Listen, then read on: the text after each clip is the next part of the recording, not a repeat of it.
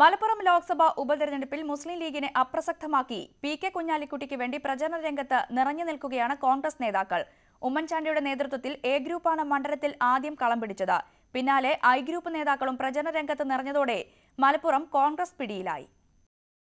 ഡൽഹിയിലെത്തുന്ന കുഞ്ഞാലിക്കുട്ടി കൂടുതൽ ശക്തനാകുമെന്ന് കോൺഗ്രസ് കണക്കുകൂട്ടുന്നു. ദേശീയ നേതൃത്വവുമായി കുഞ്ഞാലിക്കുട്ടിയുണ്ടാക്കുന്ന അടുപ്പം സംസ്ഥാന കോൺഗ്രസ് രാഷ്ട്രീയത്തെ പോലും നിർണയിച്ചേക്കുമെന്നും നേതാക്കൾ വിലയിരുത്തുന്നു. ഇക്കാര്യം ആദ്യം തിരിച്ചറിഞ്ഞത് ഉമ്മൻചാണ്ടിയാണ്.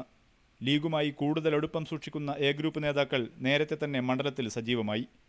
ഉമ്മൻചാണ്ടി ഉൾപ്പെടെ എ ഗ്രൂപ്പിലെ പ്രധാന നേതാക്കളെല്ലാം മലപ്പുറത്ത് ക്യാമ്പ് ചെയ്താണ് പ്രവർത്തനം. ഇന്നലെ KPCC പ്രസിഡന്റ് MM ഹസനും മലപ്പുറത്തെത്തി. അപകടം മനസ്സിലാക്കിയ ഐ ഗ്രൂപ്പ് ഉടൻ തന്നെ വീഴ്ച പരിഹരിക്കാനുള്ള നടപടിയെടുത്തു. ആദ്യമെത്തിയത് VD സതീശനാണ്. തൊട്ടുപിന്നാലെ രമേശ് ചെന്നിത്തലയും K മുരളീധരനുമെത്തി. ഇതോടെ UDF തെരഞ്ഞെടുപ്പ് കമ്മിറ്റി ഓഫീസിൽ കോൺഗ്രസ് നേതാക്കളുടെ വാർത്താസമ്മേളനം ഒഴിഞ്ഞ നേരമില്ലാതായി. തെരഞ്ഞെടുപ്പ് വാർത്തകളിൽ നിറഞ്ഞു നിൽക്കുന്നതും കോൺഗ്രസ് നേതാക്കൾ.